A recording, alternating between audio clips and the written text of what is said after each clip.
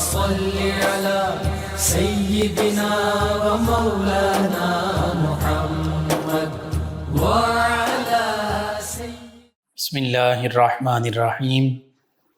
السلام علیکم ناظرین و سامعین کرام۔ پروگرام ید الہی میں روزانہ عظیم ہستیوں کے تذکارے پاک کیے جاتے ہیں اور اس کے ساتھ ساتھ کچھ ایسے موضوعات پر گفتگو ہوتی ہے جن سے آپ کو رہنمائی حاصل ہوتی ہے۔ آج شب براءت اور شعبان المعظم کے حوالے سے گفتگو ہوگی۔ اس سے پہلے اسماء الحسنی اللہ تعالیٰ کے پاکیزہ مبارک بابرکت ناموں میں سے ایک اسم مبارک المعز،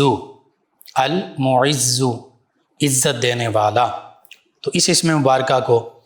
حرف ندا یا کے ساتھ اگر پڑھیں یا معز تو اس کی بے شمار برکتیں ہیں۔ چند ایک کا میں ذکر کرتا ہوں۔ جو شخص پیر یا جمعۃ المبارک کی رات میں مغرب کی نماز کے بعد 40 مرتبہ یا معز پڑھے گا، اللہ تعالیٰ اس کی ہیبت مخلوق میں ڈال دے گا۔ اسی طرح جو شخص نماز عشاء کے بعد پیر یا جمعہ کی رات 140 مرتبہ یا معز پڑھے گا، اللہ تعالیٰ اس کی ہیبت حرمت مخلوق کے دل میں ڈال دے گا اور وہ اللہ تعالیٰ کے سوا کسی سے نہیں ڈرے گا اور اللہ ہی کی پناہ میں رہے گا۔ اور جو کوئی 140 دن تک روزانہ 140 مرتبہ بلا ناغہ یا معز پڑھتا رہے گا، دنیا و آخرت میں عزت بھی پائے گا۔ ہاں، کوشش کرے کہ پڑھنے کا آغاز پیر یا جمعۃ المبارک کی شب سے کرے۔ اسی طرح اگر کوئی شخص اس اسم مبارک یا معز کا کثرت سے ورد کرے گا تو اللہ تعالیٰ اپنے فضل و کرم کے ساتھ جملہ خرافات اور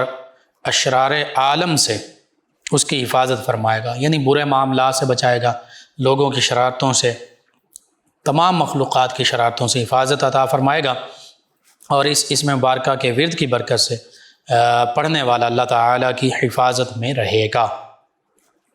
جو شخص اسم مبارک یا معز کا بکثرت ورد کرے گا، اللہ تعالیٰ اپنے فضل و کرم سے اسے دنیا کے لوگوں پر برتری، تفوق اور غلبہ عطا فرمائے گا، اور حکام کی نظر میں اس کی عزت ہوگی، اور خلقت یعنی عوام مخلوق جو ہے اس کے ساتھ تعظیم اور تکریم سے پیش آئے گی۔ اسی طرح جو شخص رات کو 1000 مرتبہ اللہ تعالیٰ کے اسم مبارک یا معز یہ پڑھ کر صبح کو کہیں سفر میں جائے گا، انشاءاللہ اسے سفر میں کوئی تکلیف، کوئی ایذا، پریشانی نہیں ہوگی، اس کا سارا سفر خیر و عافیت سے طے ہوگا اور وہ سفر سے بخیر و عافیت واپس آئے گا۔ جو شخص اسم مبارک یا معز بکثرت پڑھے گا، وہ اپنی اور دوسرے ہر ایک مسلمان کی عزت و آبرو کی حفاظت کا خاص خیال رکھے گا۔ اسے اپنی عزت کی بھی فکر ہوگی، مسلمانوں کی عزت آبرو کی بھی حفاظت کرنے والا ہوگا۔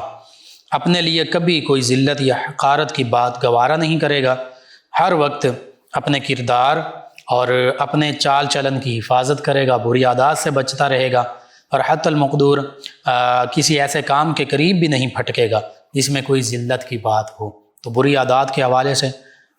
بچے بھی پڑھیں جن کو ضرورت ہے، ان کے رشتہ دار پڑھ سکتے ہیں، والدین پڑھ سکتے ہیں، خود بھی پڑھیں، انشاءاللہ اللہ تعالیٰ بہتری فرمائے گا۔ جو شخص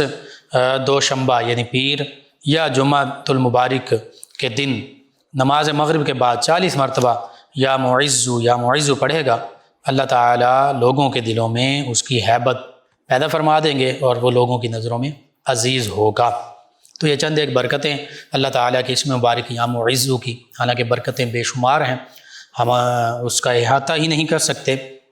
تو چند ایک برکتوں کا میں نے ذکر کر دیا۔ آپ ضرور اللہ تعالیٰ کا یہ اسم مبارک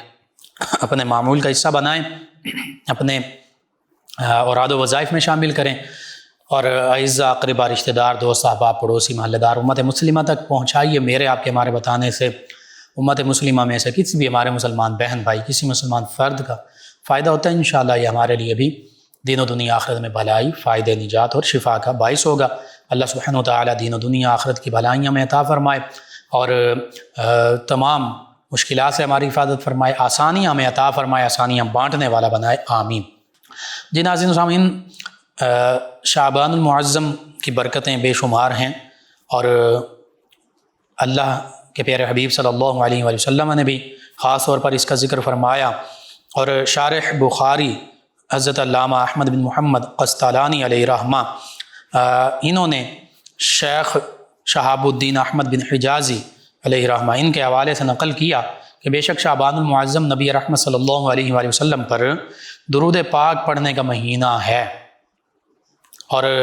اس کی وجہ انہوں نے یہ کہی کہ کیونکہ یہ آیہ مبارکہ ان اللہ و ملائکتہ یصلون علی النبی یا ایھا الذین آمنوا صلوا علیہ وسلموا تسلیما، سورہ احزاب کی آیت مبارکہ 56 22ویں پارے میں فرمایا کہ یہ آیت مبارکہ شعبان المعظم میں نازل ہوئی، تو یعنی درود پاک کا حکم جو اللہ تعالیٰ نے ارشاد فرمایا وہ شعبان المعظم میں ہے۔ تو پھر صحابہ کرام علیہم رضوان وہ تو اللہ اور اللہ کے حبیب صلی اللہ علیہ وآلہ وسلم کے حکم پر فوراً عمل کرنے والے تھے، تو صحابہ کرام علیہم رضوان نے شعبان المعظم میں آیت مبارکہ نازل ہوئی تو اسی میں درود پاک کی کثرت شروع کر دی، اس حکم کی تعمیل شروع کر دی، تو پتہ چلا کہ اللہ کا حکم ہے، یہ اللہ کے پیارے حبیب صلی اللہ علیہ وآلہ وسلم کے وسیلے سے ہم تک پہنچا، اور صحابہ کرام کی سنت ہے کہ شعبان المعظم میں درود پاک کثرت سے پڑھنا۔ بہرحال شعبان المعظم بڑی برکتوں والا مہینہ ہے، یہ وہ مہینہ ہے اسلامی سال کے حوالے سے دیکھا جائے تو 8واں مہینہ سال کے مہینوں کی ترتیب کے حوالے سے، اور رجب المرجب اور رمضان المبارک کے درمیان میں آقا کریم صلی اللہ علیہ وآلہ وسلم نے بھی فرمایا، آقا کریم صلی اللہ علیہ وآلہ وسلم دعا مانگا کرتے، اللہم بارک لنا فی رجب و شعبان وبلغنا رمضان، کہ اللہ ہمارے لیے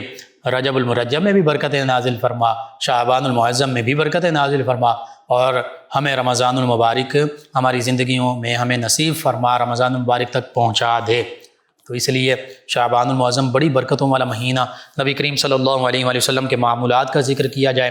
آقا کریم صلی اللہ علیہ وآلہ وسلم سب سے زیادہ نفلی روزے اسی ماہ شعبان المعظم میں رکھا کرتے، حتیٰ کہ پورا مہینہ روزہ رکھا کرتے۔ سیدہ عائشہ صدیقہ رضی اللہ عنہا فرماتی ہیں کہ آقا کریم صلی اللہ علیہ وآلہ وسلم کسی اور مہینے کے زیادہ یا پورے روزے کثرت کے ساتھ نہیں رکھا کرتے تھے جتنے شعبان المعظم کے، یعنی نفلی روزے۔ تو اس مہینے میں نفلی روزے رکھنا یہ آقا کریم صلی اللہ علیہ وآلہ وسلم کی سنت مبارکہ ہے۔ پھر یہ ان مہینوں میں سے، ان 5 مہینوں میں سے کہ جن کا چاند دیکھنا یہ واجب علی الکفایہ ہے، واجب کفایہ، یعنی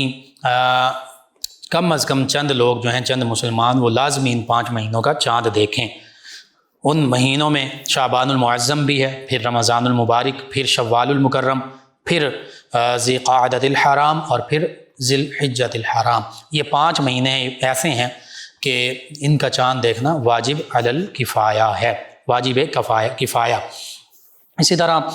شعبان المعظم ہی وہ ماہ محترم ہے جس میں رمضان المبارک کے روزوں کی فرضیت کا حکم نازل ہوا۔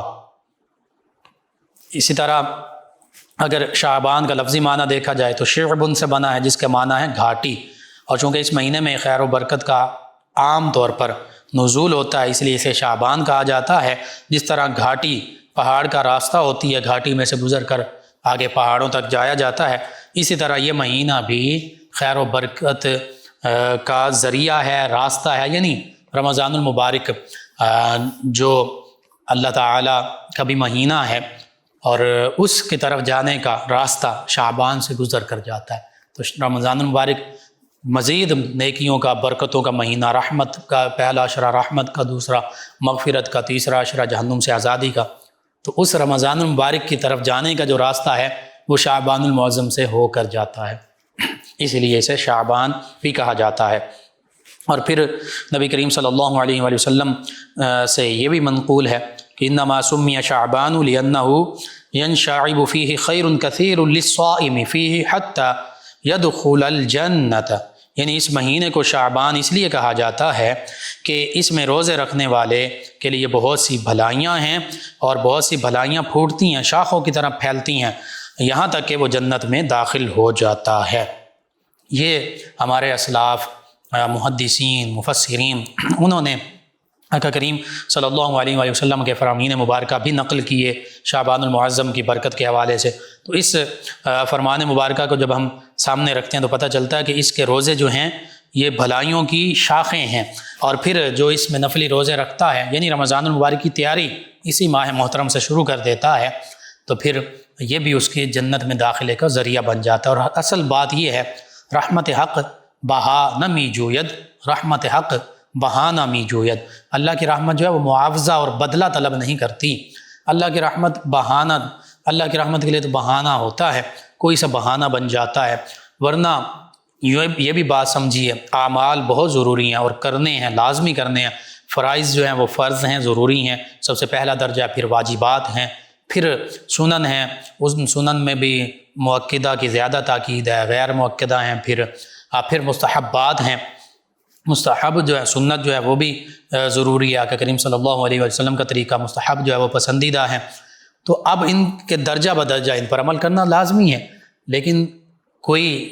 ان عبادات پر تکبر کرنے میں بیٹھ جائے، تکبر کرنے لگ جائے، تو پھر بھی یہ عبادات جو ہیں یہ ان کا کوئی فائدہ نہیں ہوتا۔ اللہ کی رحمت شامل حال ہو، اللہ کی رحمت، اللہ کی توفیق سے یہ عبادات کی جائیں، اور اللہ ہی کی رحمت پر بھروسہ رکھتے ہوئے اللہ سے جزا طلب کی جائے، اللہ سے اس کا صلہ طلب کیا جائے، تو پھر اللہ کی رحمت شامل حال ہو جاتی ہے۔ باقی جس عبادت کا جو درجہ ہے اس کو وہی درجہ ملتا ہے اسی کے مطابق۔ لیکن یہ بھی نہیں کہ اگر کوئی چیز فرض واجب نہیں، مستحب کے درجے میں ہے یا مباح کے درجے میں ہے، بالخصوص مستحبات جو نفلی عبادات ہیں یہ مستحبات میں ہیں، تو مستحب عبادت سے بھی بعض کا لوگوں کو روکا جا رہا ہوتا ہے کہ تم یہ شعبان کے روزے مت رکھو، شعبان بالخصوص شب برات میں رات کو عبادت مت کرو، یہ کہیں سے ثابت نہیں۔ اگرچہ فرض واجب نہیں، کوئی نہیں کرتا، گناہ نہیں، لیکن جو اللہ تعالیٰ کی عبادت کر رہے ہیں وہ عام حالات میں بھی کر رہے ہوں، مستحبات نفلی عبادات، تو ان کو منع نہیں کیا جا سکتا۔ تو ان راتوں کے بارے میں تو مختلف روایات بھی موجود ہیں، احادیث مبارکہ موجود ہیں، صحابہ کرام علیہم رضوان، اہل بیت کرام، پھر اسلاف بزرگان دین، ان کا معمول ہے، پھر مفسرین، محدثین، علماء، فقہاء نے اس حوالے سے بات کی۔ اگر کوئی اختلاف کرتا ہے تو ٹھیک ہے، وہ یہ عمل نہ کرے، لیکن دوسروں کو روکا بھی نہیں جا سکتا۔ اس کی وجہ یہ کہ کیا کسی کو آپ نفل عبادت سے روک سکتے ہیں؟ کیا کسی کو آپ نفلی روزہ رکھنے سے روک سکتے ہیں؟ کہیں حرام لکھا ہے یا ممنوع لکھا ہے؟ کہیں لکھا گیا کہ کہیں موجود ہو قرآن میں یا حدیث میں کہ نفلی روزہ نہیں رکھا جا سکتا، کسی دن انہیں منع کریں آپ نفل روزہ رکھتے ہیں تو، یا کوئی نفل عبادت کرتے ہیں تو اسے منع کر دیں؟ تو یہ حقیقت یہ ہے کہ اسلام کی جو تعلیمات ہیں ان پر عمل کاربند ہمیں رہنا چاہیے۔ بہرحال شعبان المعظم یہ تو ایسا مہینہ ہے کہ حضرت امام رافعی علیہ رحمہ فرماتے ہیں، اسی حدیث مبارکہ جو بھی میں نے بیان کی تھی اس کے ذیل میں ضمن میں، کہ اس حدیث مبارکہ کا معنی یہ کہ ماہ شعبان المعظم میں مسلمان ذکر، اذکار، نیکیاں اور قرآن پاک کی تلاوت کی طرف مائل ہو جاتے ہیں اور رمضان المبارک کی تیاری کرتے ہیں، رمضان المبارک کے راستے پر گامزن ہو جاتے ہیں۔ جو معمولات رمضان المبارک میں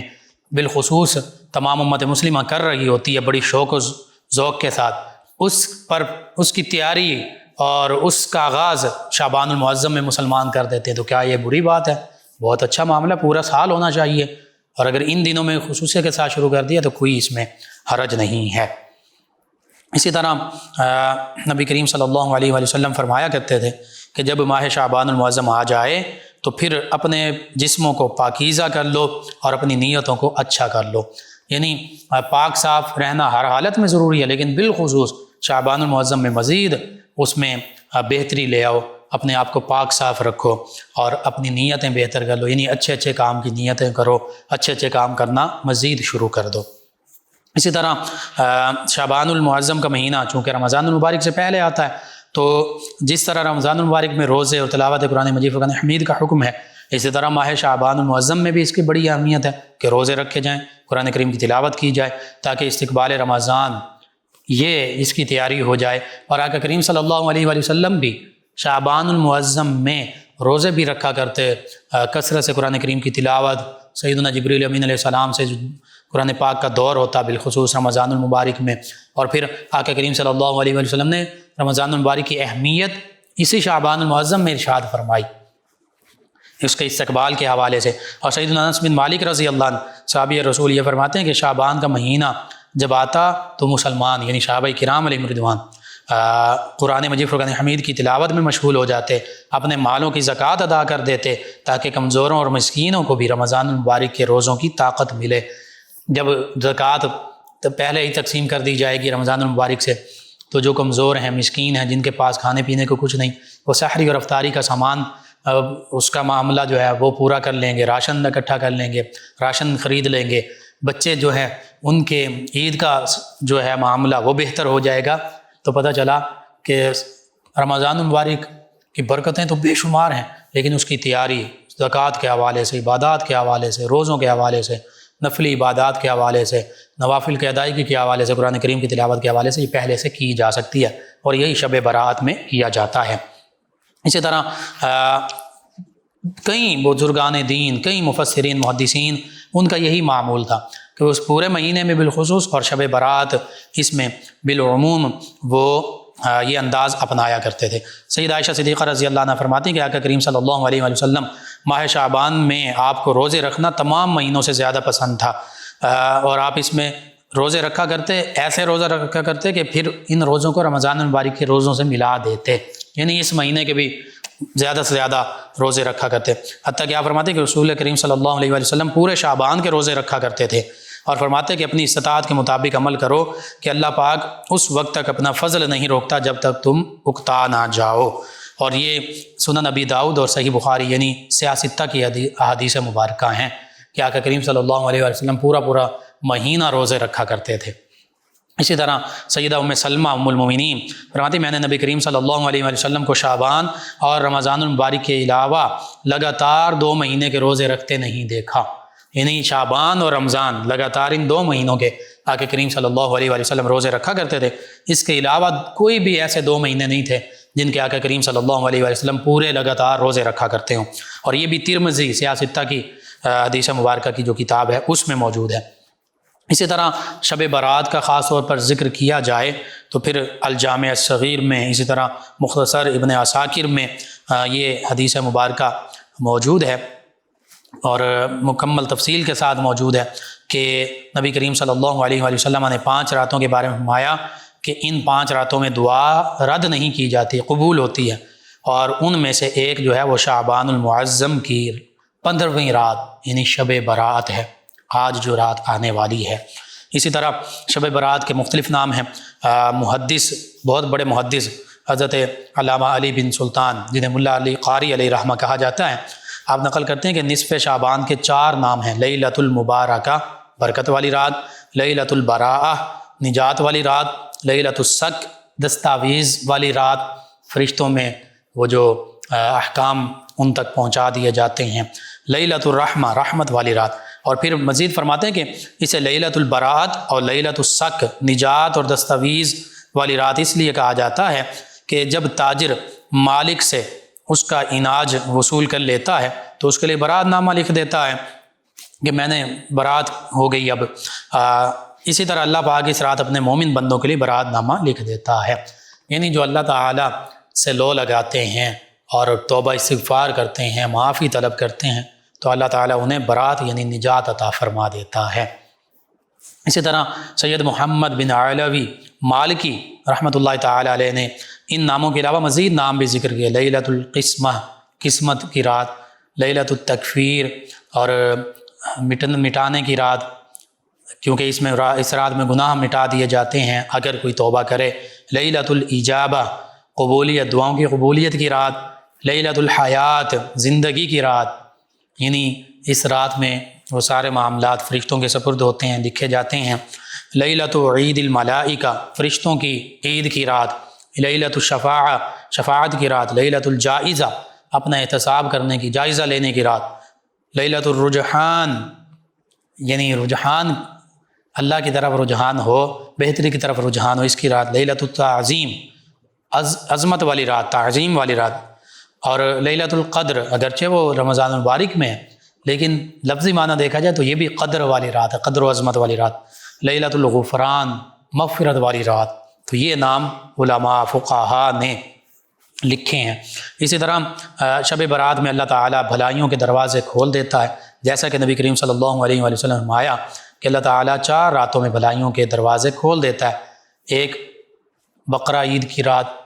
دوسرا عید الفطر کی رات، تیسرا شعبان المعظم کی 15ویں رات لیلۃ البراء آج کی رات، کہ اس رات میں مرنے والوں کے نام، لوگوں کا رزق اور حج کرنے والوں کے نام لکھے جاتے ہیں۔ اور چوتھا عرفہ کی رات اذان فجر تک، 9 ذی الحج جو ہے۔ تو پتہ چلا عیدین کی راتیں ہیں، یا عرفہ کی حج کی رات ہے، یا یہ لیلۃ البراءت ہے، شب براءت ہے۔ اس میں مرنے والوں کے نام بھی لکھ دیے جاتے ہیں، لوگوں کا رزق بھی لکھ دیا جاتا ہے، حج کرنے والوں کے نام بھی لکھ دیے جاتے ہیں۔ اور نبی کریم صلی اللہ علیہ وآلہ وسلم نے یہ بھی ارشاد فرمایا کہ 15 شعبان کی رات ایک ندا دینے والا منادی پکارتا ہے کہ ہے کوئی مغفرت چاہنے والا کہ اس کی مغفرت کی جائے۔ ویسے تو یہ اللہ تعالیٰ کی طرف سے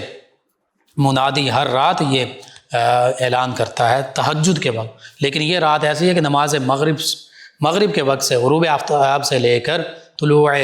فجر تک پوری رات میں یہ معاملہ ہوتا ہے کیا کہ منادی پکارتا ہے کوئی مغفرت طلب کرنے والا، بخشش کا چاہنے والا کہ اس کی بخشش کر دی جائے، ہے کوئی سوال کرنے والا کہ اس کا سوال پورا کیا جائے، کچھ بھی مانگنے والا اس کو عطا کیا جائے۔ اور فرمایا آقا کریم نے کہ اس رات بدکار عورت اور مشرک کے علاوہ جو بھی کوئی حاجت طلب کرتا ہے اس کی حاجت پوری کی جاتی ہے، یعنی مشرک شرک سے توبہ کر کے مسلمان بن جائے اور بدکار عورت بدکاری سے توبہ کر کے تقوی کی پیکر بن جائے تو پھر یہ بدکار اور اللہ تعالیٰ قبول فرمانے والا قبول فرما لے تو پھر اس میں سے نکل جائیں گے پھر ان کی، ورنہ اگر بدکار عورت نے توبہ بھی نہیں کی اور مشرک نے اسلام بھی قبول نہیں کیا تو ان دو لوگوں کی اس رات بھی دعا قبول نہیں کی جاتی۔ اسی طرح اس رات کی بڑی برکتیں ہیں، طویل حدیث مبارکہ میں یہاں تک کہ مختلف لوگوں کی مغفرت کا ذکر ملتا ہے۔ پھر اس رات جو قبیلہ بنو کلب ہے اس کی بکریوں کے بالوں سے بھی زیادہ لوگوں کی مغفرت کر دی جاتی ہے، اور اسی رات لوگوں کے سال بھر کے اعمال آسمان کی طرف بلند کیے جاتے ہیں، اسی رات رزق تقسیم کیا جاتا ہے۔ سادہ لفظوں میں یوں سمجھ لیجئے کہ یہ ایک قسم کی بجٹ کی رات ہے ہمارے سمجھانے کے لیے کہ اس میں اللہ تعالیٰ کی لوح محفوظ میں تقدیر میں تو ساری چیزیں اللہ کے علم اور احاطے میں تو ہیں ہی، لیکن اس رات بالخصوص فرشتوں کے سپرد وہ معاملات کیے جاتے ہیں، احکام دیے جاتے ہیں۔ فیہا یفرق کل امر حکیم، کہ اس رات میں متفرق ہوتے ہیں وہ امر جو حکمت والے ہیں، اور یہ لیلہ مبارکہ ہے۔ قرآن مجید سورۃ الدخان میں تفصیل کے ساتھ اس کا ذکر ہے۔ اور پھر یہ شب برات فرشتوں کی عید بھی ہے۔ سیدنا امام محمد غزالی علیہ الرحمہ نقل فرماتے ہیں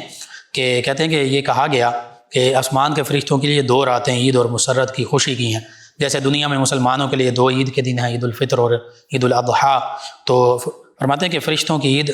برات، شب برات یہ ہے، برات کی رات یعنی 15ویں شعبان کی رات، اور لیلۃ القدر ہیں رمضان المبارک میں جو راتیں ہیں،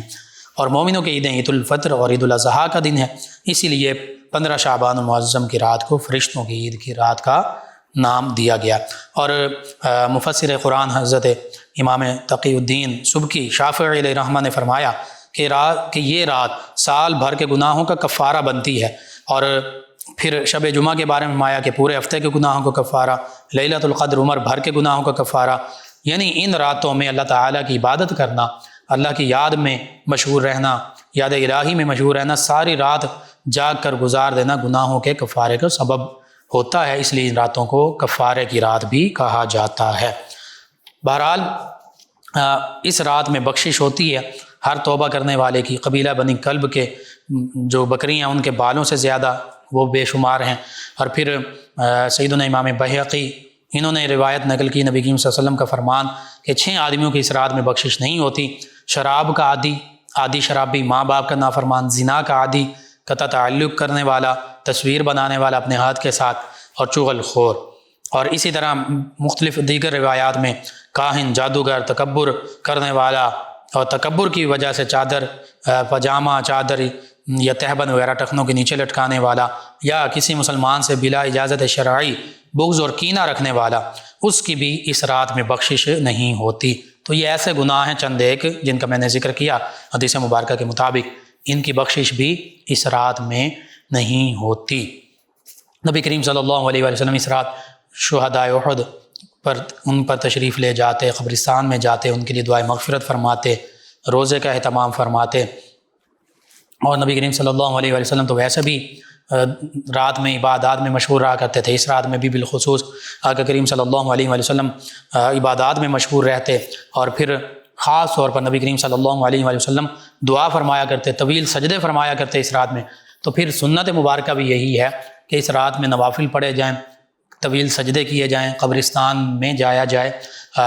اپنے مسلمان بھائیوں کے لیے مغفرت کی دعا کی جائے، قرآن کریم کی تلاوت کی جائے، اور اس کے بعد پھر روزے، ویسے بھی ایام بیدوں کے روزے آقا کریم رکھا کرتے تھے، یعنی 13، 14 اور 15، تو 15 کا دن ہوگا، یہ 15 کی رات ہے، تو اس کا روزہ اس حوالے سے بھی سنت مبارکہ، اور ویسے بھی نبی کریم صلی اللہ علیہ وسلم پورے شعبان المعظم کے روزے رکھا کرتے تھے، تو پھر بھی سنت مبارکہ۔ تو یہ سارے طریقے سنت میں شامل ہیں، اس لیے ہم مسلمانوں کو بطور سنت اور بطور مستحب اس رات میں جتنا آسانی کے ساتھ ہو سکے جاگیں، اللہ تعالیٰ کی عبادت کریں، تنہائی میں بھی نوافل پڑھے جا سکتے ہیں، کوئی ایسا معاملہ نہیں ہے۔ تو یہ بڑی عظمت والی رات ہے، حتیٰ کہ بعض اوقات ہم سمجھ رہے ہوتے ہیں، ہم غفلت میں ہوتے ہیں، لیکن اس رات یہ بھی لکھ دیا جاتا ہے کہ فلاں بندے کا کفن جو ہے وہ بازار میں آ چکا ہے، اور بس پھر اس کی جیسے ہی اس سال میں آنے والا جو سال ہے اس میں اس کا وصال ہوگا، وہ کفن اس کے لیے پھر تیار ہوگا۔ اسی طرح دیگر معاملات جو انسان کی زندگی سے متعلق ہیں، رزق کی تقسیم ہے، کون پیدا ہوگا، یہ ساری چیزیں اس میں لکھی جاتی ہیں، یعنی ان کے معاملات فرشتوں کے سپرد کیے جاتے ہیں، چونکہ فرشتے جو ہیں وہ مختلف ڈیوٹیز پر مامور ہیں۔ اس کائنات عالم کا جو نظام ہے وہ اللہ تعالیٰ نے ان کے ذمے فرمایا ہے، مختلف ڈیوٹیاں ان کے ذمے ہیں، تو اس لیے اس رات میں نوافل بھی پڑھیں، دعا بھی کریں، تنہائی میں بے شک پڑھ لیں، اکیلے بھی قبرستان جا سکتے ہیں، مل کر بھی جا سکتے ہیں، سارے معاملات۔ بہرحال اللہ سبحانہ وتعالیٰ سے دعا اللہ تعالیٰ ہمیں اس رات کی قدر کرنے کی توفیق عطا فرمائے، ماہ رمضان المبارک کی تیاری کرنے کی توفیق عطا فرمائے، ہمیں توبہ اور استغفار کی سچی توبہ کی توفیق عطا فرمائے، اور ہماری زندگیوں میں رمضان المبارک نصیب فرمائے، آمین۔ اللہم صلی علی سیدنا و مولانا محمد وعلی آپ سماعت فرما رہے ہیں پروگرام یاد الہی۔ ناظرین و سامعین، اس دوران ہمیں جوائن کیا آصف صاحب نے کینار روڈ سے۔ ایک تو شادی کے حوالے سے انہوں نے پوچھا ہے، رکاوٹ ہے۔ دوسرا انہوں نے ایک سوال پوچھا کہ اگر کوئی خاتون ایسی ہوں کہ جن کے پہلے 3 نکاح ہوئے ہوں اور کہیں طلاق ہو گئی، کوئی شوہر فوت ہو گیا،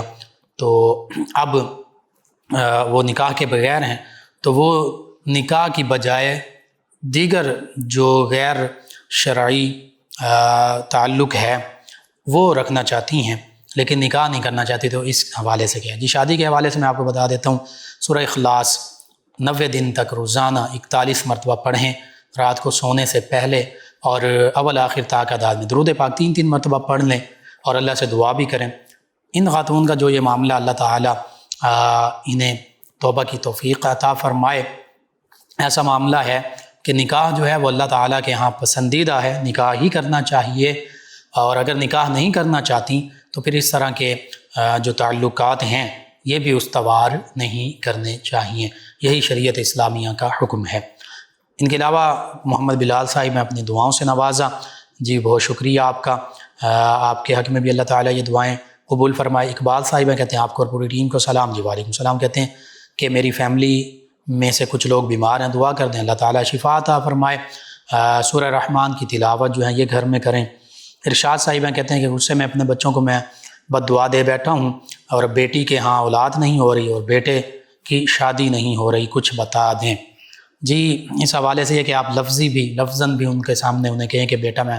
آپ کو بد دعا دے بیٹھا تھا، میں آپ کو معاف کرتا ہوں، اور اللہ کی بارگاہ میں بھی آپ دعا کریں کہ یا اللہ میری اولاد کے حق میں جو میں نے بد دعا کی تھی اس سے اب انہیں چھٹکارا نصیب فرما، اور ان کے حق میں آپ دعا کر دیں، اچھی دعائیں کریں ان کے، یہ کہ اللہ تعالیٰ انہیں اولاد عطا فرمائے، ان کے معاملات بہتر کر دیں۔ باقی اپنی بیٹی سے کہیں کہ اولاد کے لیے سورہ کوثر 111 مرتبہ روزانہ پڑھیں، اول آخر 11 مرتبہ درود پاک پڑھیں، اور بیٹے سے یہی سورہ اخلاص والا وظیفہ کہہ دیں، یہ پڑھیں، اور آپ دعا بھی کریں، اور دل سے انہیں معاف کر دیں، اللہ کی بارگاہ میں دعا بھی کریں۔ ایک اور لسنر ہیں قرۃ العین عائشہ صاحبہ کہتی ہیں السلام علیکم لقمان بھائی کیسے ہیں؟ جی وعلیکم السلام الحمدللہ، کہتی پروگرام بہت اچھا ہوتا ہے، ہر روز کی طرح ماشاءاللہ سکون مل جاتا ہے سن کر، جی شکریہ آپ کا۔ ریاض صاحبہ کہتے ہیں میری شاپ ہے لیکن شاپ چلتی نہیں، وظیفہ بتا دیں۔ جی آپ کوشش کریں صبح فجر کی نماز ضرور جماعت کے ساتھ پڑھیں، فرض ہے، جماعت کے ساتھ پڑھنا مرد پر واجب ہے، نماز فرض ہے۔ اس کے بعد آپ فجر کی سنت اور فرضوں کے درمیان سبحان اللہ و بحمدہ، سبحان اللہ العظیم و بحمدہ، استغفر اللہ، یہ 100 مرتبہ پڑھا کریں آپ بھی، تمام مسلمانوں کے لیے، تمام بزنس کے لیے۔ اور پھر سورہ یاسین صبح کے وقت پڑھیں، جب دکان پر جائیں تو وہاں پر بھی سورہ یاسین پڑھیں، اور پھر اس دوران میں نماز کے وقت کے علاوہ اور دکان جانے تک، حتیٰ کہ دکان پر بیٹھے ہوئے ہیں تو پھر بھی یا رزاقو یا رزاقو یا رزاقو یہ کثرت سے پڑھتے رہیں، اللہ سے دعا کریں، انشاءاللہ اللہ تعالیٰ بہتری فرما دے گا۔ شبیر صاحب ہیں کہتے ہیں بواسیر کا روحانی علاج بتا دیں۔ جی یا مالکو یا قدوسو، یا مالکو یا قدوسو ہر روز فجر کی نماز اور مغرب کی نماز کے بعد 11 مرتبہ پڑھ لیں، انشاءاللہ کبھی کسی بھی ایسے مرض جیسے بواسیر نواسیر اس میں مبتلا نہیں ہوں گے، کبھی پردے اور شرم کی جگہ کوئی زخم یا بخاری یا بیماری نہیں ہوگی، کوئی معاملہ نہیں ہوگا، کبھی شرم و حیا کی جگہ کسی غیر کو دکھانے کی ضرورت نہیں پڑے گی۔ ایک تو یہ، دوسرا نماز فجر کی سنتوں میں پہلی رکعت میں سورہ علم نشرح، دوسری رکعت میں سورہ والتین یہ پڑھیں، اور سلام کے بعد 41 مرتبہ سورہ اخلاص پڑھیں، وقت کم ہو تو 7 مرتبہ پڑھ لیں، انشاءاللہ اللہ تعالیٰ شفا عطا فرمائے گا۔ گھر بیچنے کے لیے ایک لسنر انہوں نے وظیفہ پوچھا، جی درود تنجینا 1000 مرتبہ پڑھ لیں اور دعا کریں، اسی مقصد کے لیے پڑھیں، اور دوسرا سورۃ القاریعہ یا سورۃ القریش، یہ دونوں صورتیں 41 مرتبہ روزانہ پڑھیں، اللہ کے پیارے حبیب صلی اللہ علیہ وسلم کے وسیلے سے دعا کریں، اللہ تعالیٰ بہتری فرما دے گا۔ یا مسبب الاسباب بھی پڑھ سکتے ہیں۔ منور چشتی صاحب ہیں کہتے ہیں سب کو سلام اور بہت اچھا پروگرام آپ کا، جی وعلیکم السلام، شکریہ۔ ایک اور لسنر ہے، نام نہیں لکھا، کہتے ہیں خواتین اپنے مخصوص ایام میں درود شریف پڑھ سکتی ہیں؟ جی پڑھ سکتی ہیں، دیگر اوراد و وظائف بھی کر سکتی ہیں، لیکن قرآن پاک کو چھو نہیں سکتی، قرآن پاک کی تلاوت نہیں کر سکتی، یہ حرام ہے۔ ایک اور لسنر آنکھوں کی روشنی کے لیے انہوں نے وظیفہ پوچھا، جی 2 چیزیں ہیں، ایک تو عصمت سرما مدینہ طیبہ سے منگوا لیں، اور اس کے ساتھ ساتھ یا نورو یا نورو یا نورو یہ کثرت سے پڑھا کریں، وہ سرما آنکھوں میں لگایا کریں۔ ان کے علاوہ میں جو ان کے ایک اور لسنر ہیں کہتے ہیں السلام علیکم انکل جی، پروگرام بہت اچھا، جی وعلیکم السلام۔ کہتے ہیں کہ آج کل اگر لڑکا دوسری شادی کر لے تو لڑکی کے بھائی اس لڑکے کو قتل کرنے پر آ جاتے ہیں، اور وہ یہ نہیں سوچتے کہ اس انسان کو دوسری شادی کی اجازت شریعت مطہرہ نے دی ہے، جس شریعت مطہرہ کو وہ مانتے ہیں یعنی مسلمان ہیں، تو کہتے ہیں کہ اس نے کوئی غلط راستہ اختیار نہیں کیا، بس اللہ پاک سب کو ہدایت دے۔ جی بالکل صحیح بات ہے، اگر دوسری شادی کی بجائے وہ کہیں زنا کرے، حرام کاری کرے، بدکاری کرے تو کیا وہ بہتر ہوگا؟ اس شخص کے لیے بھی گناہ ہوگا، اور اگر وہ انصاف دونوں بیویوں کے درمیان انصاف کر سکتا ہے تو بالکل 4 شادیاں بھی کر سکتا ہے، اگر انصاف نہیں کر سکتا تو پھر ایک ہی اللہ نے حکم دیا، پھر ایک ہی۔ اگر انصاف نہیں کر سکتے یعنی نان و نفقہ، لباس، کھانا پینا وہ تقریباً برابر ہو، دونوں بیویوں کا معاملات برابر ہوں، ہاں محبت کا معاملہ یہ اللہ تعالیٰ کی طرف سے یہ ایک دل کا معاملہ ہوتا ہے، وہ کسی بیوی کے ساتھ بھی زیادہ یا کم ہو سکتا ہے، لیکن جو نان و نفقہ ہے اس میں مکمل برابری ہونی چاہیے۔ اور یہ معاملہ ایسا ہے کہ ابھی خواتین کی تعداد بڑھ رہی ہے، ملک پاکستان میں بھی پوری دنیا میں خواتین اسلام کی تعداد زیادہ ہے، تو اس میں ایک حکمت یہ بھی ہے کہ معاذ اللہ نہ کرے خواتین جو ہیں اگر کسی خاتون کو شوہر نہیں ملتے تو یہ ایک فطری اللہ تعالیٰ نے مرد اور خواتین کے لیے رکھا ہے معاملہ، لیکن اس کا پھر فطری اور نیک اور جائز اور حلال طریقہ نکاح ہی رکھا ہے، تو نکاح کرنا چاہیے۔ پھر وہ خاتون جو زیادہ ہیں تعداد میں معاذ اللہ نعوذ باللہ وہ کیا بدکاری کریں؟ نہیں، وہ نکاح کریں گے، تو اس لیے 2 3 4 نکاح جو ہیں 4 تک کی اجازت ہے۔ ان کے علاوہ میں جوائن کیا ہے کومل صاحب میں فیصلہ بازی کہتی ہیں السلام علیکم بھائی، جی وعلیکم السلام، کہتی میری امی نے خواب دیکھا، ان کی تعبیر بتا دیں۔ جی میں تعبیر عرض کر دیتا ہوں، یہ جو آپ نے خواب کا ذکر کیا اس میں اس کی ایک تعبیر باطن کی سلامتی ہے، یعنی باطن سلامت ہوگا، روحانی معاملات، بعض اوقات اس سے شرمندگی بھی مراد ہوتی ہے، اور اگر محفل میں لوگوں کی موجودگی میں ایسا معاملہ دیکھا تو بے عزتی اس سے تصور ہوتی ہے، اور اس سے یہ بھی ہوتا ہے اپنے آپ کو اکیلے اس معاملے میں دیکھا تو دشمن اس کی ہتک کرنا چاہتا ہے مگر ناکام ہوگا، اور اگر خود کو دیکھا، اپنے آپ کو خود دیکھا اس حالت میں تو پھر حیا نہیں موجود، کم ہوگی، حیا کی کمی سے مراد ہے، اور کسی ایسے کام میں پڑے دیکھا جس میں مبالغہ کرے تو پھر تھک جائے گا، مبالغہ کرے گا، اور صوفیاء اگر اپنے آپ کو اس حالت میں دیکھیں تو یہ جذب ہے، اور پھر اس کے برعکس ہو تو پھر وہ صاحب ہے۔ بہرحال یہ تو صوفیاء کے حوالے سے تو مختلف اس کی تعبیریں ہیں، انشاءاللہ اللہ تعالیٰ بہتری کرے گا۔ بہتر تعبیر بھی ہے، آپ بس باوضو رہیں، نماز کی تلاوت کی پابندی کریں، صدقہ خیرات کریں، اللہ تعالیٰ بہتری فرما دے گا۔ آپ تمام ویورز، تمام لسنرز کا شکریہ، آپ ہمیں جوائن کرتے ہیں، پروگرام یاد الہی میں شامل ہوتے ہیں، اپنے فیڈ بیک سے ہمیں آگاہ کرتے ہیں۔ پروگرام یاد الہی کا وقت ختم ہو جاتا ہے، انشاءاللہ کل صبح دوبارہ آپ سے ملاقات ہوگی پروگرام یاد الہی میں۔ اپنے میزبان محمد لقمان رضا اور ہماری ٹیم کو اجازت دیجیے، اللہ نگہبان۔ اللهم صل على سيدنا ومولانا